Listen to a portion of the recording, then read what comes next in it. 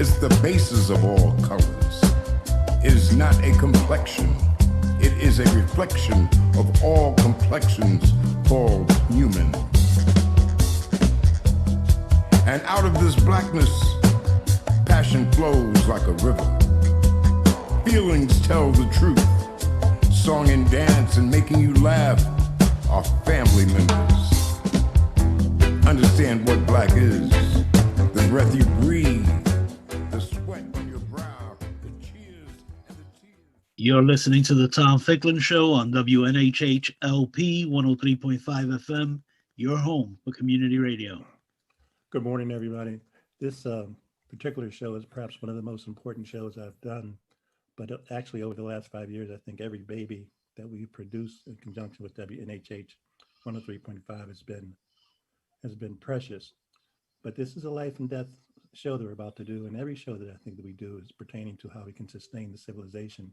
We're going to talk about life after COVID, and we're blessed to have Harvey Fair, Brian Wingate, and Maurice Williams on the call. We're going to start off, though, with a little information sharing that Cornell Wright, principal of the Parker Wright Group, is going to share in terms of like a creative content enterprise that he's involved with pertaining, and the title is really provocative.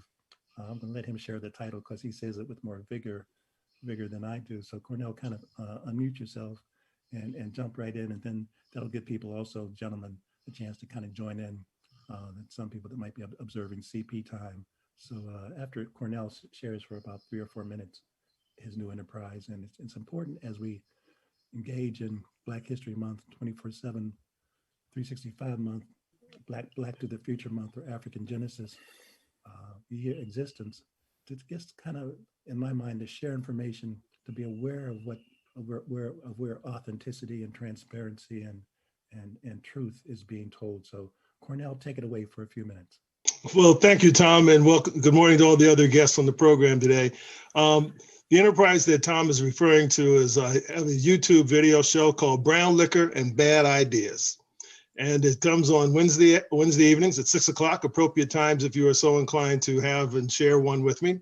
And I try to cover topics that are current, topics that are involved, that people need to know about. And I refer to everybody as being cousins because the understanding and the premise is that the Constitution, the preamble of the Constitution, not the entire Constitution, but the preamble of the Constitution was very appropriate, applicable, and I think the right way to view as our nation and perhaps even the world. And so the topics I cover, hopefully of interest to persons, hopefully of a uniting type of voice and concept. For example, in my last show, which was just this past Wednesday, I was talking about how there are states that are starting to have voting restrictions, perhaps. And so my position on that is that for a democracy, you would want to have things be easier to vote. So the question that you have to ask is whether it's voter suppression or whether it's voter expansion. And so I would then lean heavily on the side of voter expansion. Coming up next week, just as an example, I'm going to be talking about austerity, because now we're starting to hear, after the last administration had run up and the federal deficit had gone up dramatically as a result of tax policies and other things, now there's starting to be a lot of rumbling regarding austerity at a time in which, based upon the economists, many economists, and a number of the information provided during the Obama administration, during a similar economic time such as these, the question was, you did not go small with federal programs, you go large. And so having talked about austerity in this regard, I think is inappropriate, and presenting some information to the cousins out there that might want to think a little bit more about that and ask some questions of their legislatures. Cornell, I guess before I let you go, and again, you're welcome to kind of weigh in and witness with your existence if you have time. Thank you. For the remainder of the show. But again, how can people access the Brown Liquors and Bad Ideas? Oh, thank you. Brown Liquor and Bad Ideas on YouTube. And so, as always, with all the YouTube channels, Brown Liquor and Bad Ideas, just the way it sounds. And please be good enough to subscribe, like, and hit the notification buttons. Then you'll know when I'm on again every Wednesday at 6 p.m. Excellent, excellent. Thank you so much. Thank you. Let's move to COVID, life after COVID. And I got a really a major, significant, sincere shout out to Maurice Williams for pulling these next 54 minutes together. And because of Maurice's time and commitment and passion, we have Harvey Fair on the line with us. Brian Wingate, and we may be joined by some others. And what I've asked everybody to do is to just talk for about 4 or 5 minutes about this COVID journey. Everyone on this line has been committed to stamping out COVID, crunching COVID, and making us a healthy planet. So we may not, when you start talking and when 5 minutes has elapsed, we may not have reached even the first chapter of what you want to say. But don't feel that that's restricted, because this is going to be an ongoing issue to so much so that in April we'll do another show, and I'm going to invite everybody back. If you can join in, fine. If not, I'm going to ask you to refer some people to talk about life after COVID, folks that are not necessarily surviving, but thriving also under this life and death general situation, and how it has affected you. Maurice, maybe kick us off and share a little bit for 4 or 5 minutes about this journey and what's been going through your mind since your exposure, and you were infected, but your exposure to this virus. Thank you. Yeah, good morning to all on the show, and for those listening. My name is Maurice Williams, and back in late March of last year, I attracted COVID. I did a 40-day period in the hospital.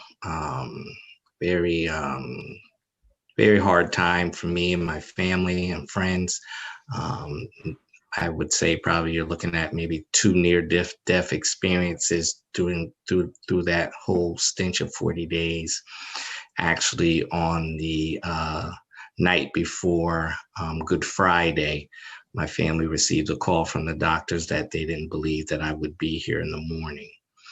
And so when I woke up on Good Friday and called home, of course, my family was elated, and they were crying, and they were, there was distress because of the thought that I may not be here the very next day. I think kind of the storyline is a little tough, because when one of the main questions that I get is, well, Maurice, where did you get it? Where did you attract COVID from? And at that particular time, we weren't wearing masks. So it's very hard to say, oh, I was here or I was there. That would just be pure speculation. But at that time, we didn't know much about COVID. And even in talking to some friends over the course of the months, they described symptoms that may have been COVID, but because it was maybe December or a little earlier, it really wasn't out there medically in our community to really know what it was. So it definitely was a difficult time. But there was a lot of community support behind me, a lot of prayers, a lot of individuals that encouraged me. So through the grace of God, we don't want to ever put that to the side, that I was able to make it through. So since then, over the last, which we're coming up on a year that quickly, over the last 9 to 10 months, through the work that I do at the university with clinical research and the community ties that I have, is just trying to spread the message of how serious it is. There's a saying, it's so funny, that I just recently had put up on Facebook, is that you don't have to go through something for it to matter to you.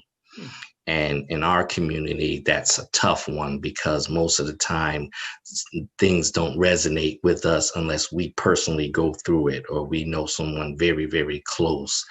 But I want my local residents and our people of Black and Brown to really be conscious, is that this is a virus. Medically, I'm not a medical doctor, but I really don't appreciate the way that it's not stressed that there's a major difference between something being a virus and being a disease.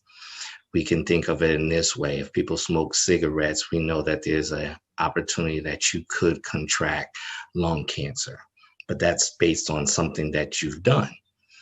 this is a virus. You can touch a doorknob. You can walk in a room where somebody else who had COVID was. You can have someone that's anti-Semitic that doesn't have any symptoms, and you could be in association and you could attract this deadly virus. So it's something that in our community, I think we have to heighten the awareness. We have to stop listening to the myths. We have to not believe that it can't happen to you. And as other brothers on the call are going to speak to it, it was definitely a trying time in my life and in others' lives. But I just do want to always do two things. First of all, I'd like to appreciate all those who prayed for me during that time. I mean, it was from the radio station, from all over. So I really do appreciate that. And then I also want to give condolences out to those family in our community who their family member didn't make it. And we know quite a few of those, even within the last 3 to 4 weeks in our local New Haven community, of good individuals who didn't make it. And so we want to always be conscious of that and look at those numbers when we see it. You know, you hear the big numbers, 250,000, or as the Channel 8 shows every day.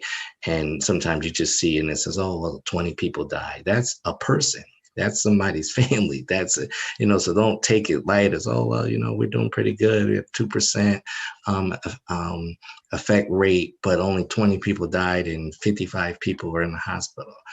Those are people's families. Those are people that look like me and you. And this is being hit harder in the Black and brown communities because of the lack of resources and trust and other things, which I'm sure at some point we'll get into those parts of the conversation. But just, like I said, I'm glad that we were able to assemble this group to talk about the awareness of individuals who we know and we see walking around our communities that had COVID, was able to overcome. But it definitely left a life impression that life is precious and that we should be thankful for every day that we get to live here on the earth.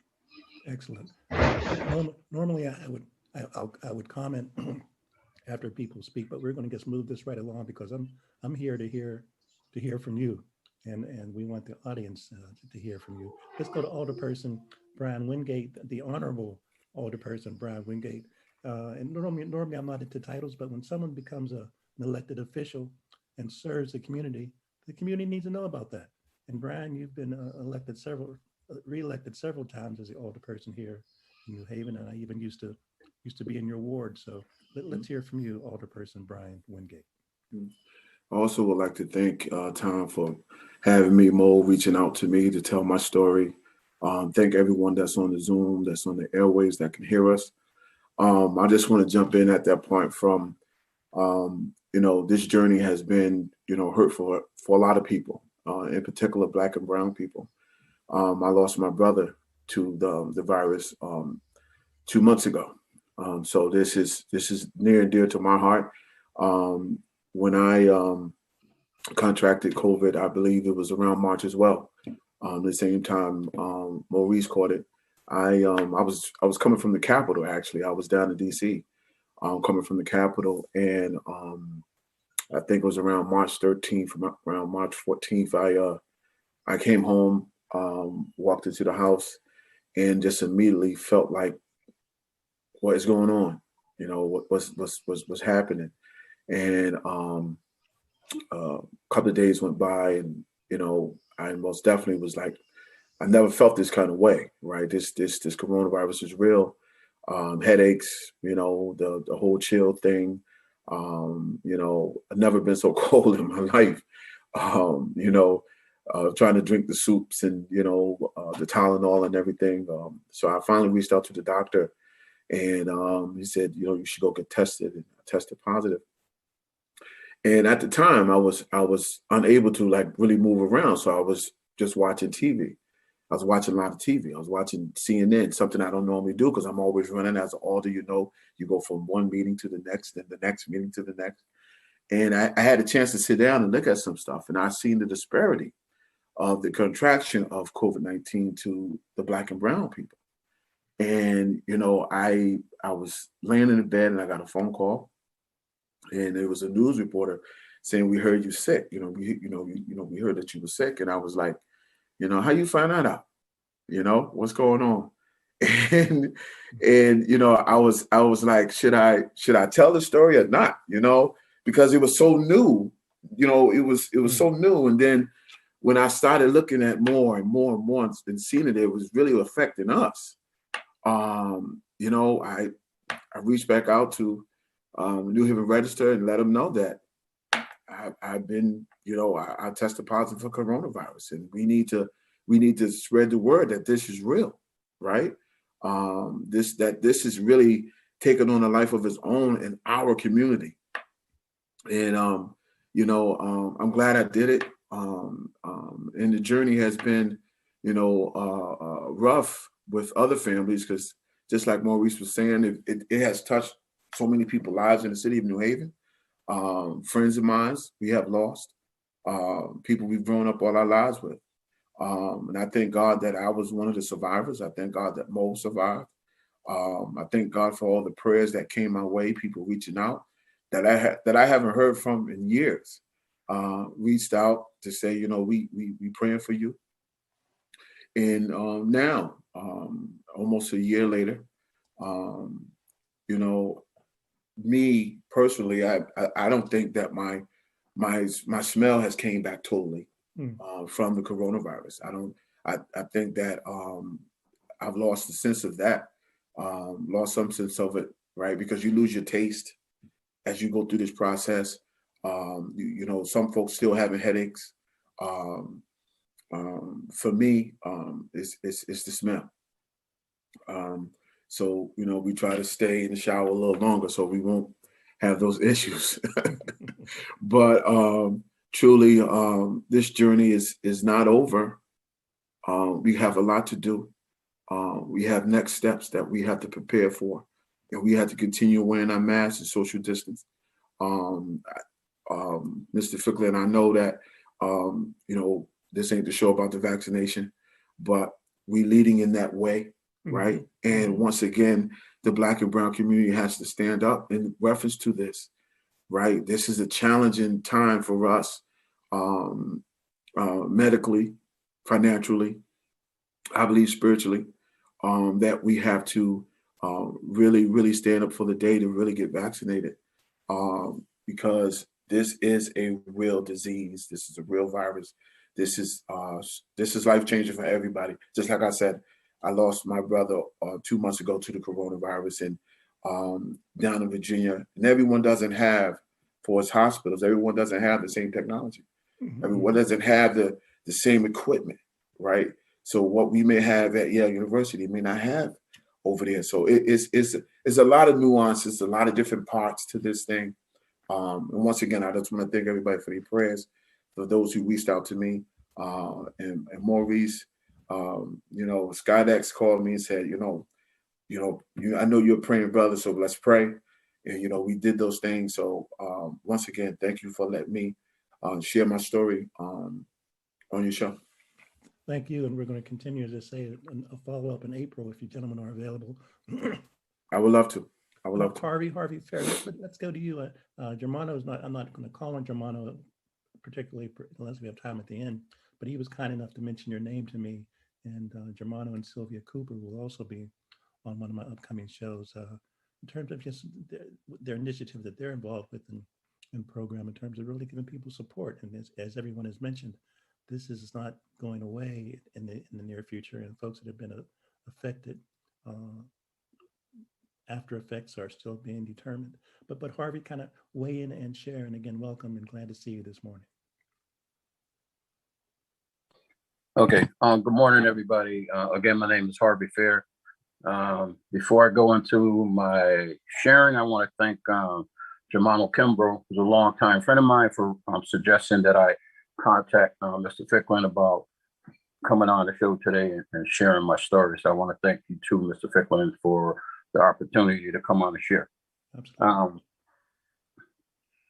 It's a weird thing. It's a serious thing. I can remember when COVID first was announced, and it seemed like the people that were getting sick were Europeans. So, you know, a lot of people of color was dancing in the street, laughing and saying, "Hey, we can't get it, we can't get it, we can't get it."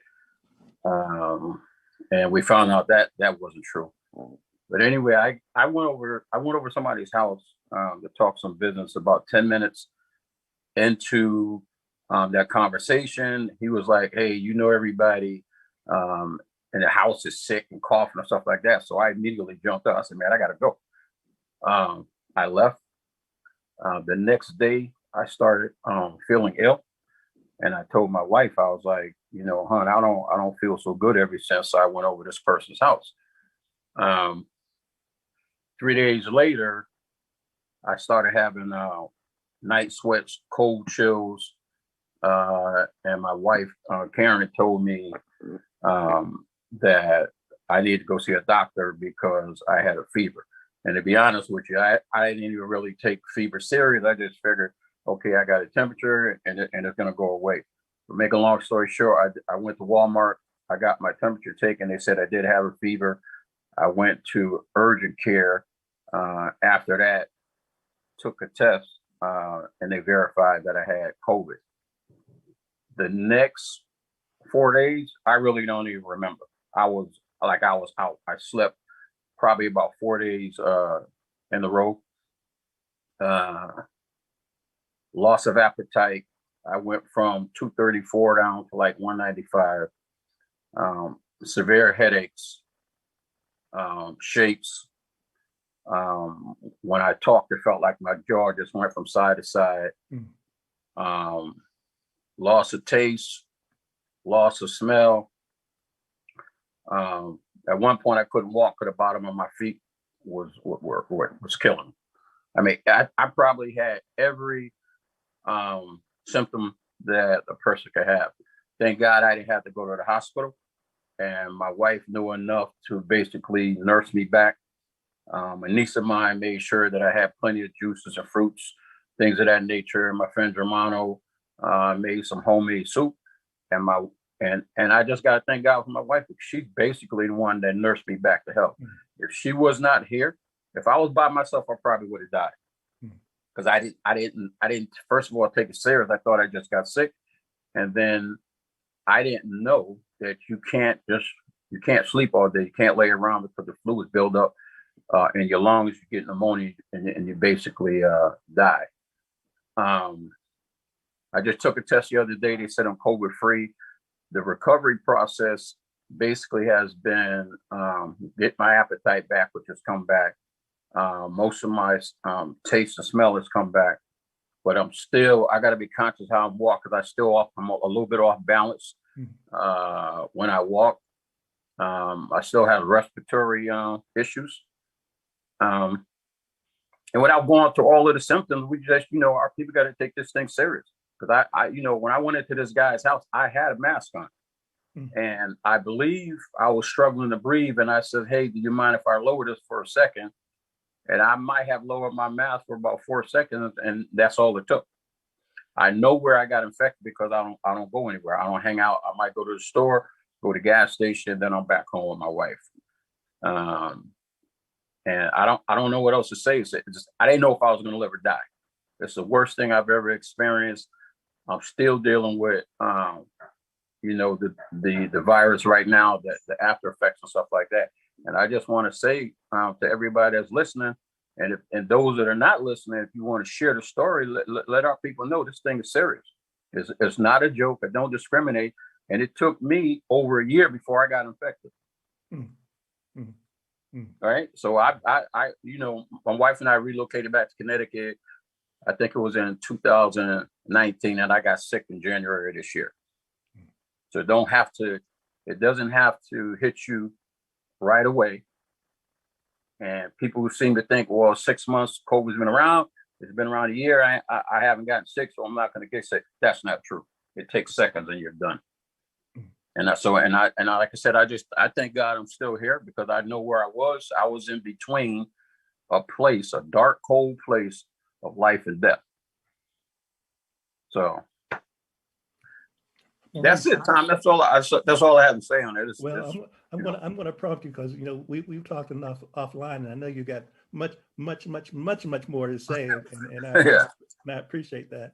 And again, Nope. I hope to have you back in April. Maurice, let's kind of throw it around and go to Maurice, to go to Brian. I mean, you guys, I'm here to listen to you, and then I'm going to try to weave in, if Bernard Macklin is still on the call as we conclude, about Brian Wingate. You mentioned the reference that the show's not about vaccinations, getting the vaccine, and in fact, it is very much about that, but just trying to indicate to people that we need to exercise every tool at our disposal to get back on the good foot. But Maurice, share and comment if you would. Well, another thing to bring up, I mean, as listening to the brothers, as you can hear, that the sense of urgency is there. We all was in a dark period. Brian probably said it the best. I had never been so cold in my life. It was very scary because you're in the house, and so you're trying to figure out. I mean, the heat is up. I mean, you had the heat up at like 75. You got covers on you, and you got covers on you, and still feel like you're outside on a day like today. And so it was one of the weirdest experiences. One of those things that I wouldn't even wish it on any. I don't consider having an enemy, but wouldn't even wish it on any enemy. That's right. But what I'm seeing though is, and what's disturbing me is that we are letting myths and previous interactions with the medical community block the blessings of being able to be protected from such a deadly disease. And I've been in healthcare for 17 years. So one thing that I thrive on is the fact is when someone asks us a question that you give an intelligent answer. Because one of the best things to do is, if you don't know the answer, which there's nothing wrong with that, is to say, I can get back to you. Can I do some research on that? Can I look into that? And we as Black and brown people have to make that stance and learn to do that, because we hear so many different things. And Tom, you know, me and you talk on a regular basis, and that was my charge to push you a little further with this Black media, because we need to hear from those who look just like us. We need to know those individuals that care about us. As Brian told you, he was called by a colleague to pray for me. Those are the people that you want to be around. And those are the people that you want to be trusted sources in your life, are those that cared about you. Harvey talked about his wife, the way she stepped in and took care of them. You're not going to get that care and that concern from the outside community. And for so long in our Black and brown communities, we worry about what the outside community thinks about us when they're not concerned about us. You know, and so my thought with something that is so deadly and something that is so vicious, we have to band together and help each other and encourage each other and help our brothers and sisters be able to do that research. For those who know how to do it, everybody might don't know how to do the research, but I don't want to hear the comments that show that it's a lack of education and a lack of really taking your time out to learn about what we need to do to protect. And the way I want everybody to look at it is, think of what would make your block healthy. Let's not even go far so that you don't go too deep and worry about all of New Haven. Think of what would make your block or your household more healthy. And what could you do and what sacrifices you need to do to make that happen? Because this is a guard against something that has shown you it will take people out. This is not something that we're trying to figure out. This isn't the measles. This isn't the mumps. This isn't the chicken pox. So this is something that will end your life. This is an all-out attack on your immune system, all-out attack on your respiratory system.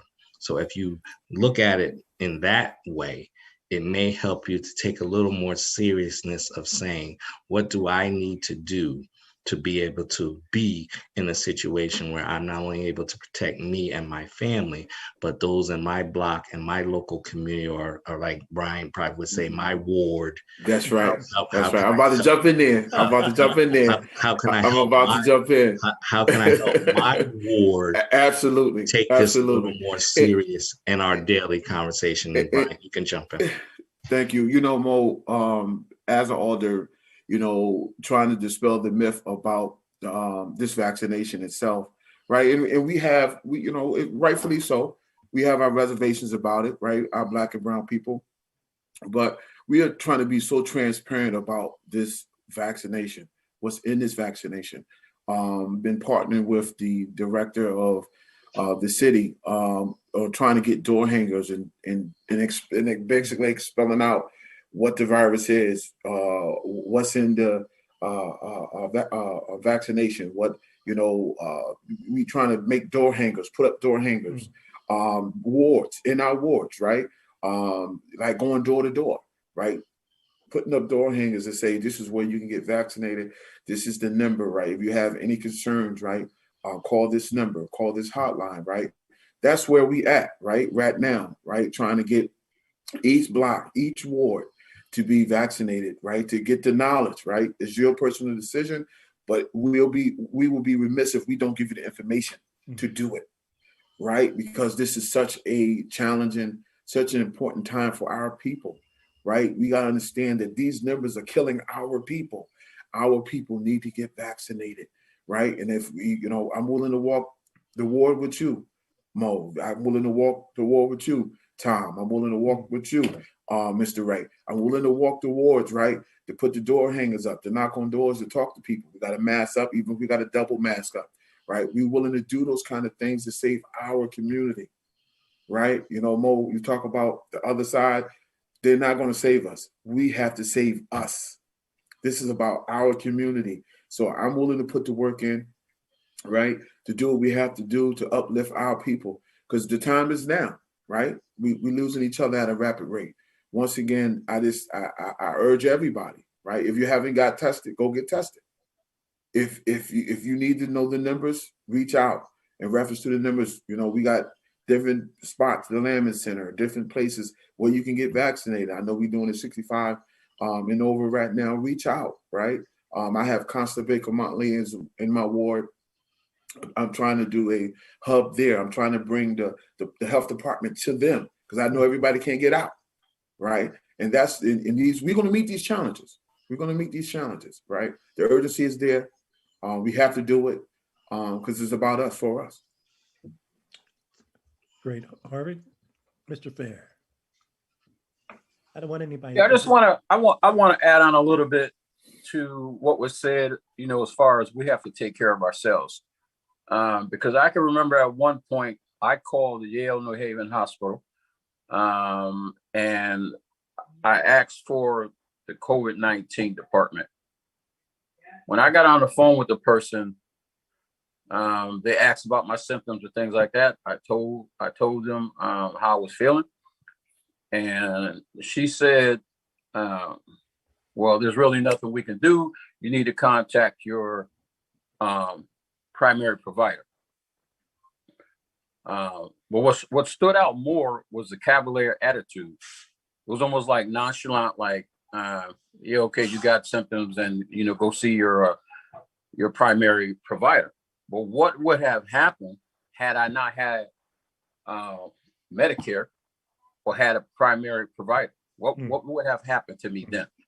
And I want to emphasize again, as far as my wife, what would have happened had my wife not been there to basically guide me to what I needed to do, where I needed to go, get out the bed. You have to eat, you have to move around, things of that nature. So it really is on us. And I think it's important for those of us who have been sick and are still going through COVID effects, still going through respiratory problems, taste and smell, muscle aches and things like that, that we have to get out there and share the story to the community, because I know for a fact that some of us still don't take this thing serious. Some of us believe we still can't get sick, and some of us believe that we have to be really, the person with COVID has to breathe on to us. Not that you could be in the same room, I could be sick and I'm breathing this stuff into the atmosphere, and some will believe you can't get sick like that. So, I don't know. I can't even. I don't even know what else to say. I could just say it's deadly. It will kill you. And I know that I can get sick and I can bring it home, and everybody in our household could get sick. And I know because I've had friends. His twin was sick. His mother was sick.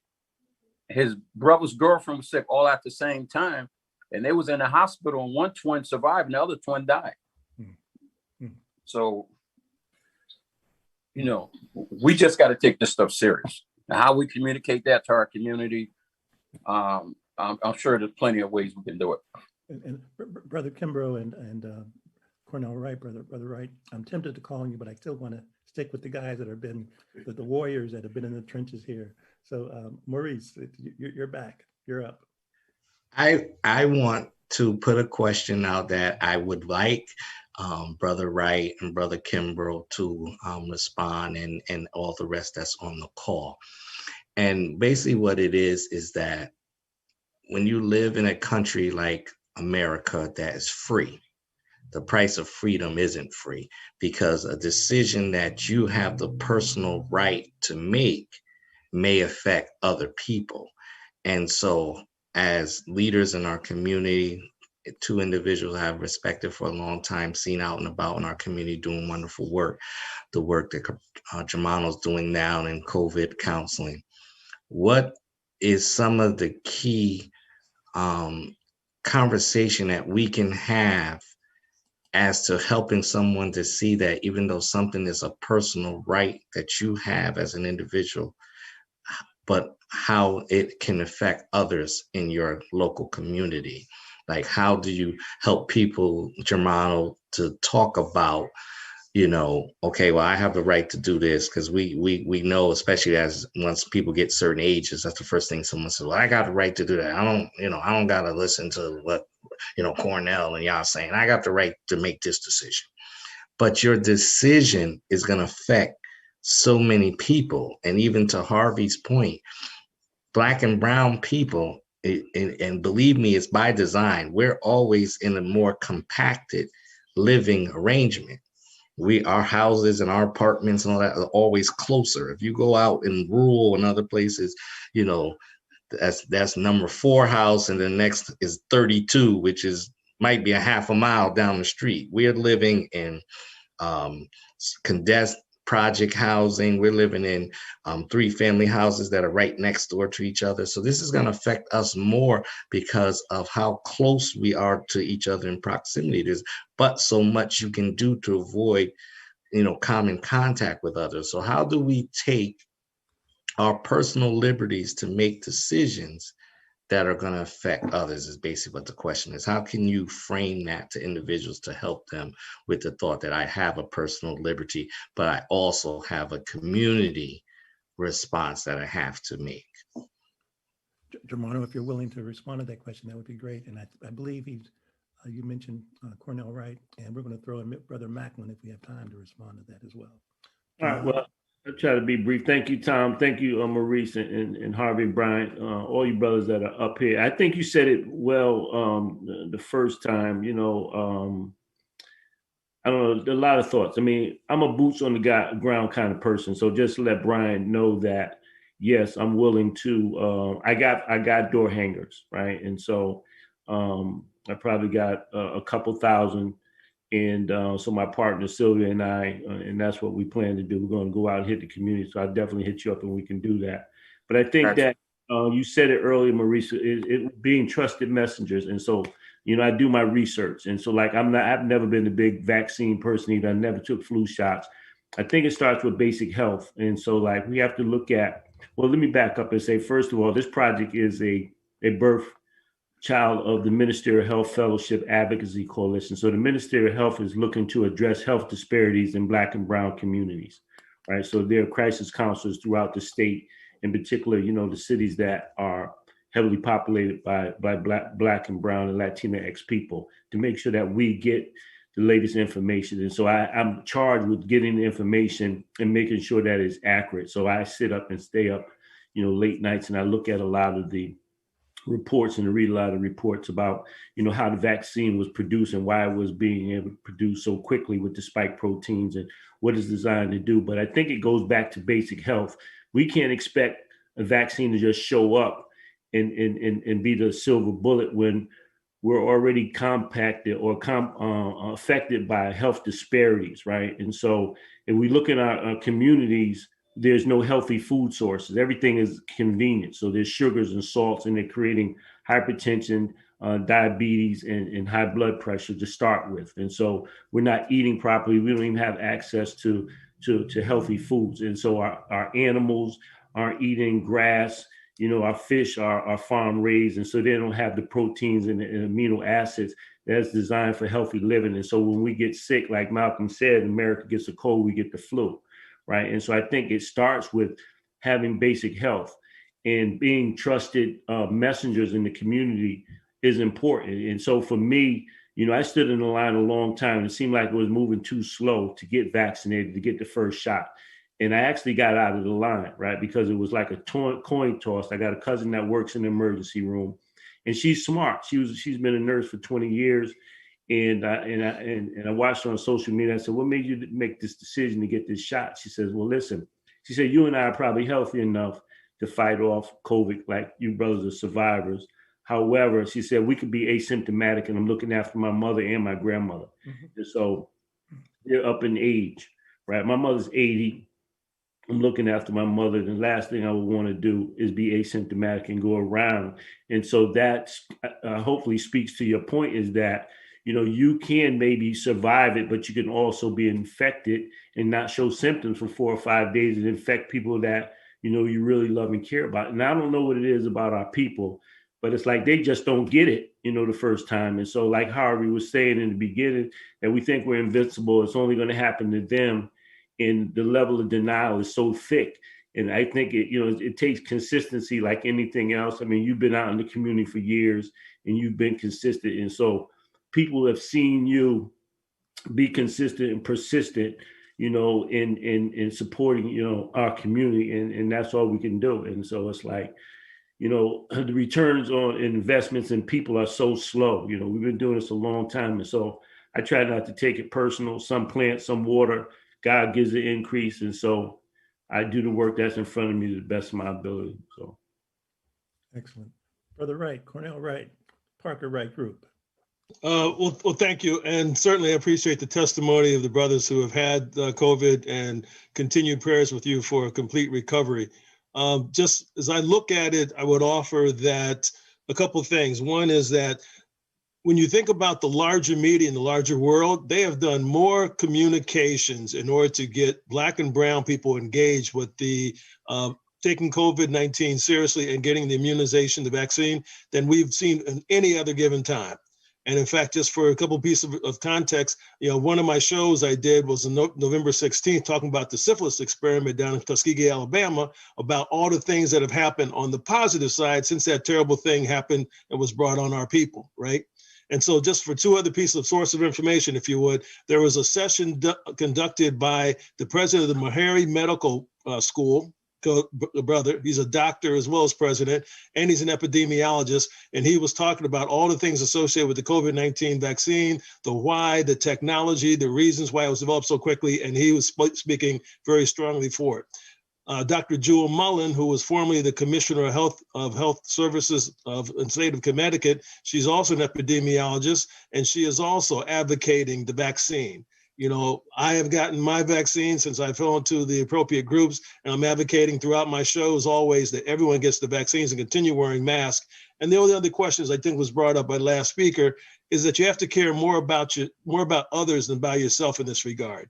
Because you don't know if you're asymptomatic or not. You don't know. That's the bad part. And you could be carrying into someone's house. We don't want any of our older brothers and sisters being infected. So you just have to be concerned about someone else and step outside of your own comfort zone of whether you want to wear a mask or not, or whether you want to get a vaccine. This one's for real. We ought to do it to save ourselves. Thank you. Brother Macklin, Bernard Macklin, let's hear from you. Thank you. And sorry I came in so late on the call. I'm just sitting here amazed by the things I've heard from the three brothers that spoke about how this has affected them personally. And through that, it's affected me personally just by their testimony. But I with that said, I want people not to forget the others. And what I mean by not forgetting the others, as we fight with our myths and misunderstandings, whatever is relates to this vaccination piece or getting vaccinated, we also have to remember not to forget the other things, not to forget to go to your doctors and get checked for whatever health conditions that you previously had. If you're diabetic, you have asthma, if you have high blood pressure, all of those things. If you catch COVID or you are one of the unlucky persons to actually been affected, to ensure your body may be prepared for whatever happens. We don't know, like the brother mentioned earlier, he just went to a friend's house and all of a sudden, the next day he wasn't feeling well just for taking off his mask for 4 seconds. You don't know when you may run into some situation that just unexpected and may catch this daily dangerous virus. So don't forget the others. People always go out and make sure your kids are getting checked. Make sure you're getting checked regularly through your doctors, just to prepare yourself for whatever may happen. And then lastly, not to be afraid, even though we're scared. And I think as a people, we get scared because of so many different things that the brother just spoke about that has happened to us over the years, to our communities. We're scared. But I don't want us to get to the point where we're so scared that we are non-reactive, that we don't step out and take an opportunity to ensure that we're healthy. And that's my aim. And that's the only aim I have. As the brother say, boots on the ground. I'm boots on the ground as well. And I would like to get involved with you when you go out and hang out your door hangers, and help you in that regard. But to ensure you're making sure you're healthy in every aspect of the word. So if it happens to you, you may have an opportunity to survive. Right. Excellent. We have about 10 minutes, everybody. Let's swing it around, give everyone a chance to kind of make their final comments for this particular show. As mentioned, I hope that we can kind of come back and reconvene either with who's on the show today, or you may even have some friends and family members, et cetera, that can join in. But Maurice, let's kind of kick it off with you for last words, and then go to Brian, Harvey, Wright, Bernard Macklin, and Germano, if we have time for everybody. Well, first, just like to thank you for hosting the show and giving us the opportunity to be able to speak to the people and to share our experiences and testimony. Second, I would like to thank, and I'm so happy to see brothers on the show, because that's one important part that we have to keep in mind. In our Black and Brown communities, usually the woman of the family is usually the one that takes care of the health care and make sure you have the appointments and all the different things. And we do appreciate them fully for that. But we have to step up as individuals in our communities. And remember, in affluent communities, the men are strong. If you look at Jewish communities, if you look at Italian communities, it's the male leadership in their communities. They would not allow certain atrocities to be handed down to the women and the children of their community. So this is a very important step that we're taking as of this morning, being the brothers of our community, speaking on an issue that is as Brian explained, that is affecting not only the economy, it's affecting the spirituality right now. People are not congregating at churches. This thing is affecting every aspect of our lives. And so it's going to take men like us and others to gather our people and to make sure, and this is the main point I want for those who have vaccine hesitancy. It is a personal decision, but my thought would always be is, what is your alternative plan?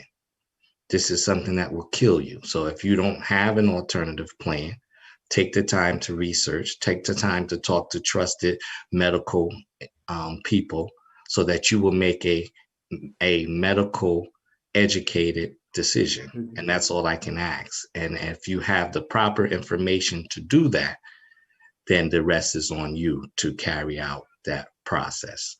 And just once again, thanking everybody that was on the call this morning, wishing all the brothers who went through and is still going through, as Brian and Harvey related, there are still little symptoms. Sometimes I feel like I get a little shake or I get a little something.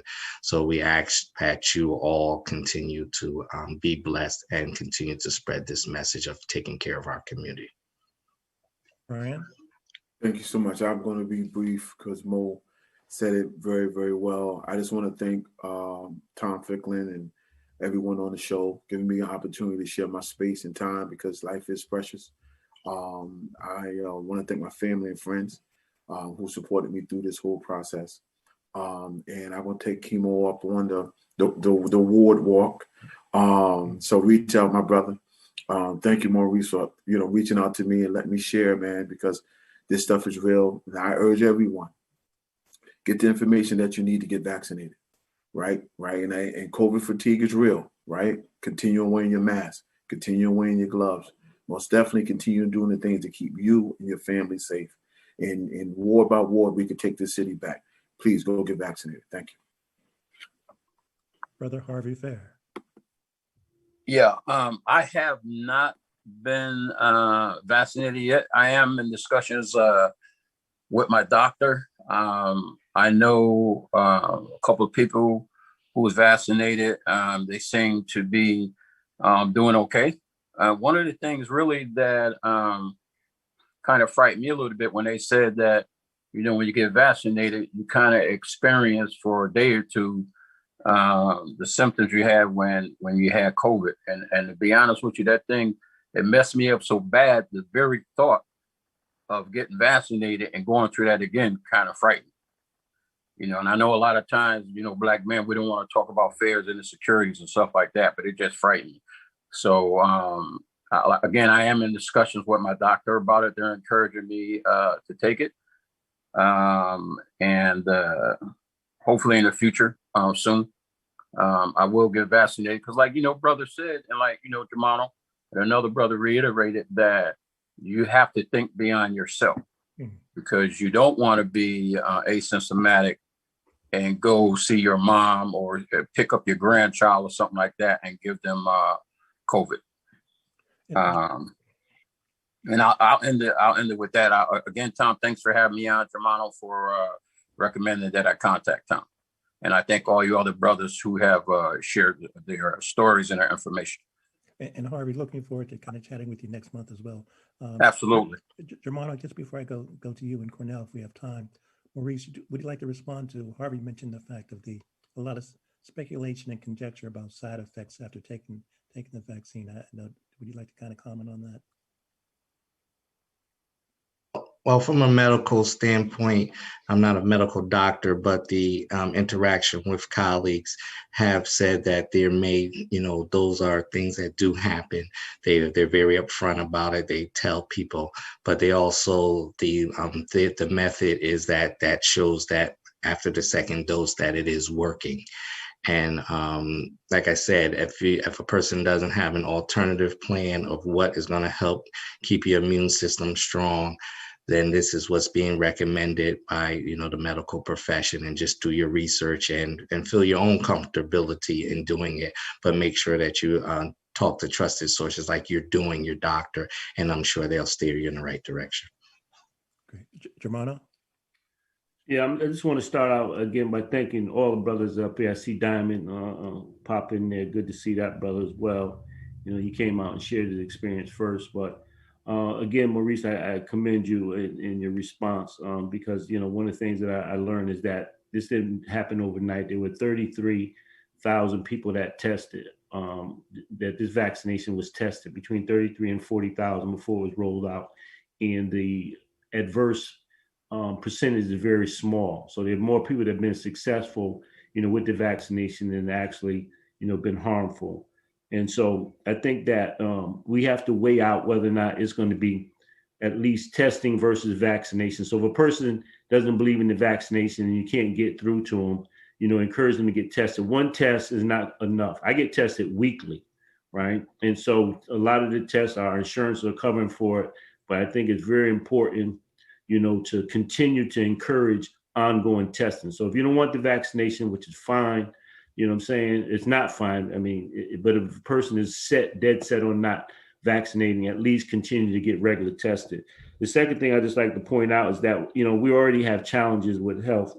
When I was doing the Male Involvement Network, the fatherhood program, I did a research project in my undergraduate and found out that men access healthcare 3 ways: through the military, through the emergency room, and through jails and prisons. And so that can't be the norm, right, for how we access healthcare system. So we're already starting from behind the 8 ball. Also, I've done some work with Dr. Nunez Smith. As I got another rhyme, Gentlemen, that's it. We're going to kind of reconvene. I'm sorry we didn't get to you before, but I hope that you're available in April. It's good to see you. Good to see everybody. Bernard, Harvey, Cornell, Simon, Graham Wingate, and the superb, tremendous, super perfect Maurice Williams, Mo Fleece, by somebody else would call him Mo Fleece. Over and out, everybody. Thanks so much. Stay healthy, stay well. Ready to go. I'm never gonna give up, fall down. I just gotta get up, hey.